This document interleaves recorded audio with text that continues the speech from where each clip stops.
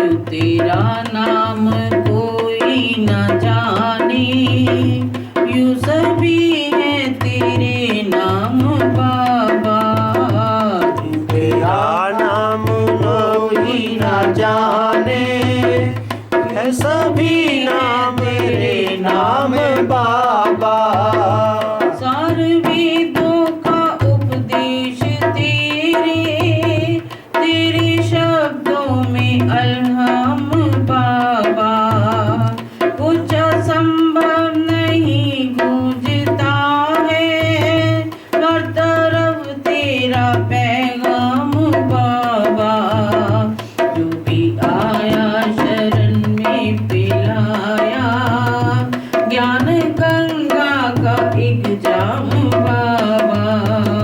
तू भी सुंदर तेरा घाट सुंदर, सबकी मुक्ति का है धाम बाबा।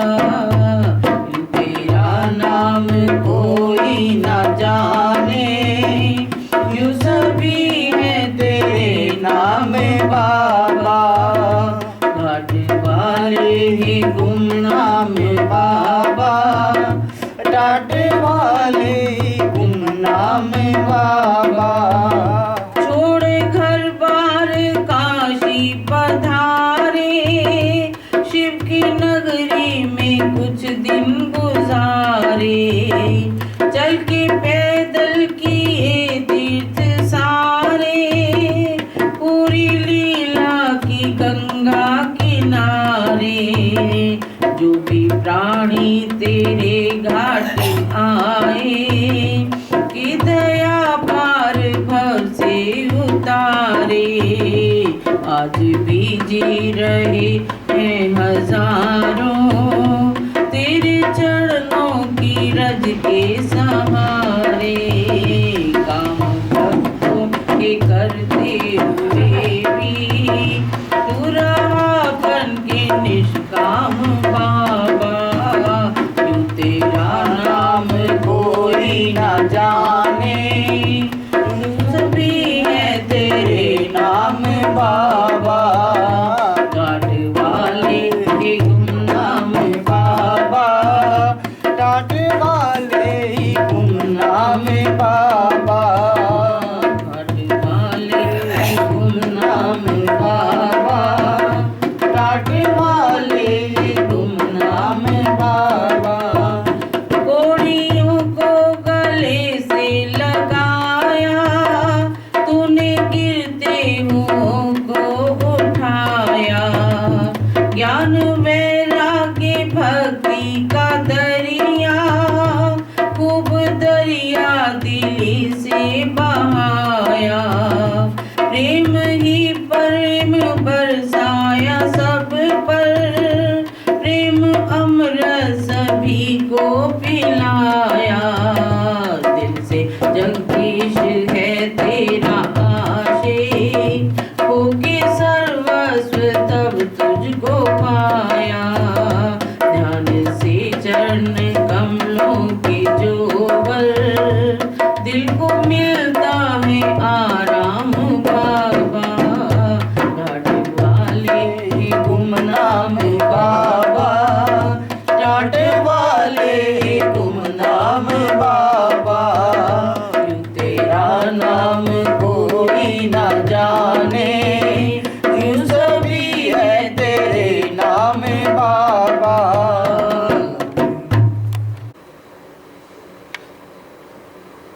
ये मन हुकूमत चाहता है, सेवा नहीं चाहता। सिकंदर का गुरु पूर्ण था अस्तु, उसको साक्षात्कार हो गया था। सिकंदर उसकी सेवा में बहुत रहता था, हर वक्त गुरु की सेवा में तत्पर रहता था। गुरु प्रसन्न हो गया, कहने लगा सिकंदर जो तेरी मर्जी है मांग ले। सिकंदर भी जानता था कि मेरा गुरु योग है। कहने लगा, गुरु जी, मेरी इच्छा होती है कि मैं सारी दुनिया का राजा बनूं। अस्तु हंस पड़े उसके गुरु कि इसने मांगा भी तो क्या दूं। सच्चे गुरु के पास जब भी आप जाओ, योग नजर आए, उससे सिर्फ यही मांगो, मुझे ज्ञान और वैराग दे।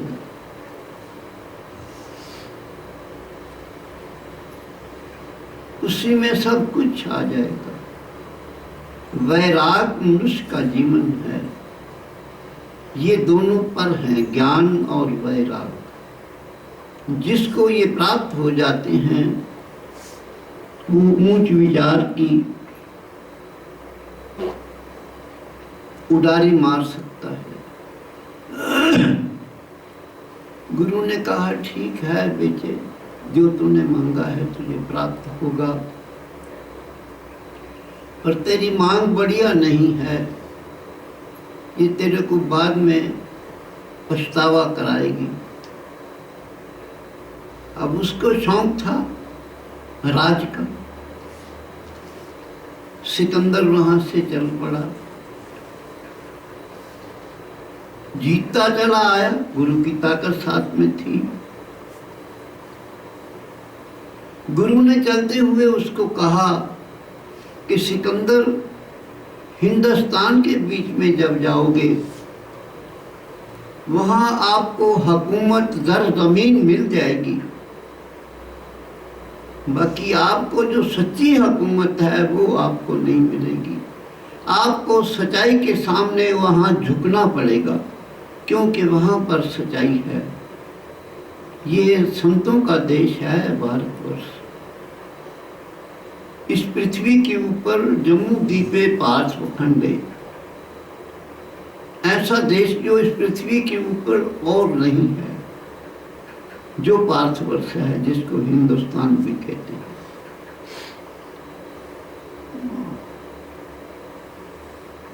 जीतता जीतता, लड़ता लड़ता सिकंदर हिंदुस्तान में पहुंच गया। हिंदुस्तान का इसने जमीन जीत ली, क्योंकि गुरु की ताकत साथ में थी। और महापुरुष भी जो होते हैं समर्थमान, वो लड़ना नहीं चाहते। उनको पता होता है कि इसने तपस्या की हुई है, इसका इतना भोग है, ये भोगने के सपने की तरह भोग कर पछताएगा।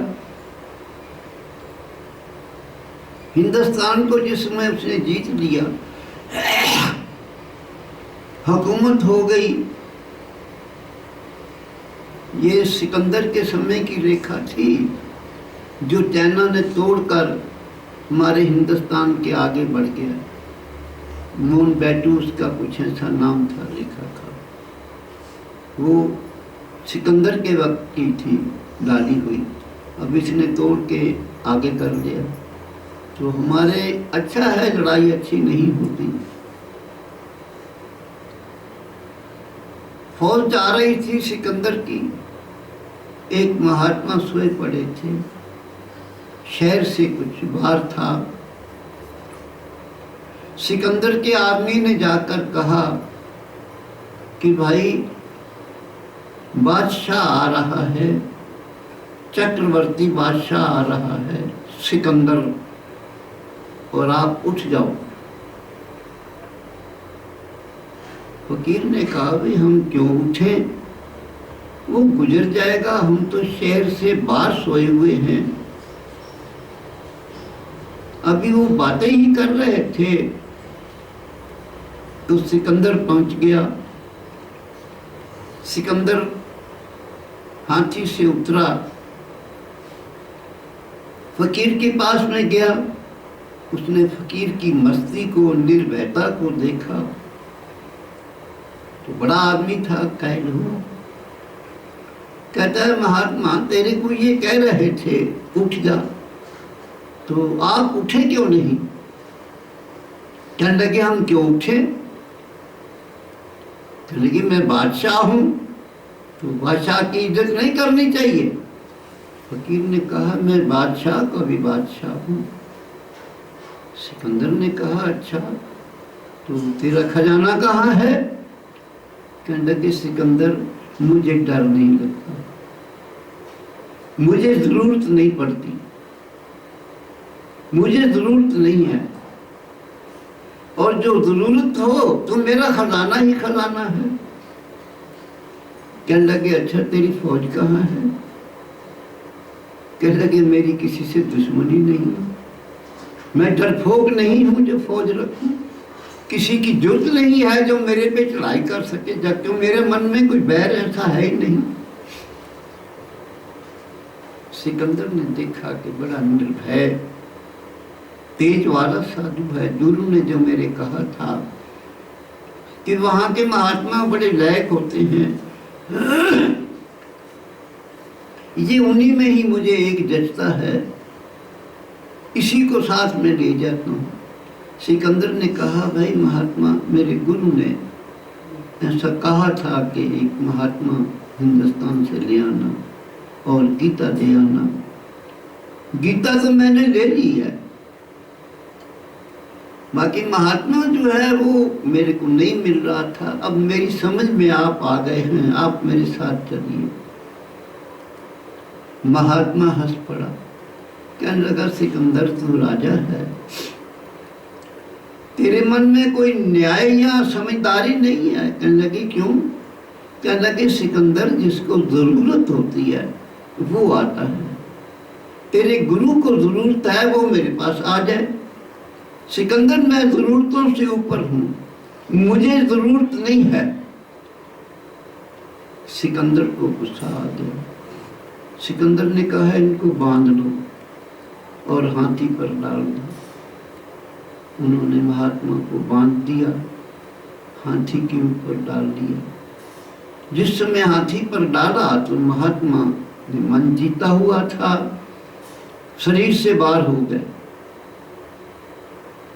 हाथी वाले ने कहा कि राजन ये तो ऊपर मट्टी पड़ी है, फकीर तो नहीं है इसमें, फकीर तो मर गया है। कहने लगे अच्छा तो फिर मैंने लाश को क्या करना है? उतार दो इसको नीचे। उन्होंने लाश को नीचे जब उतारा तो फकीर फिर उसके बीच में आ गया। ये हर मनुष्य के पास में ताकत है, मन जीते जग जीत। सिकंदर को उसने हंस के कहा कि सिकंदर मैं इस 5 फुट के बंगले में कैद नहीं हूं, वक्त पर सिकंदर मैं तेरे को बताऊंगा कि तू राज करके ऐश करके ठीक है, या मैं भजन करके अपने आप के उसको देखने के बाद मैं जिस आत्म हालत में हूं, मैं वास्तव में राजा हूं जो तू वास्तव में राजा है, ये तुझे बताऊंगा। थोड़ा ही समय पाने के बाद सिकंदर को बीमारी हो गई, सभी जानते हैं। ऐसा कहते हैं कि 36 साल की उम्र में, कोई ये कहते हैं 50 साल की उम्र में सिकंदर का शरीर छूट गया। हिंदुस्तान में ही छूटा था। सिकंदर को रोग लग गया, टट्टी का और उल्टी का। बड़े बड़े हकीम डॉक्टर आए और किसी की भी दवाई काम नहीं करती थी। उस समय सिकंदर ने सोचा कि मैं गलत रहा हूं, अब मेरा दम निकल रहा है, मैंने इस दम का ध्यान नहीं दिया, संसार के पीछे लग गया। अब ये दम निकल रहा है और मैं बड़ा दुखी हो रहा हूं। मैं चाहता हूं कि दम ना निकले।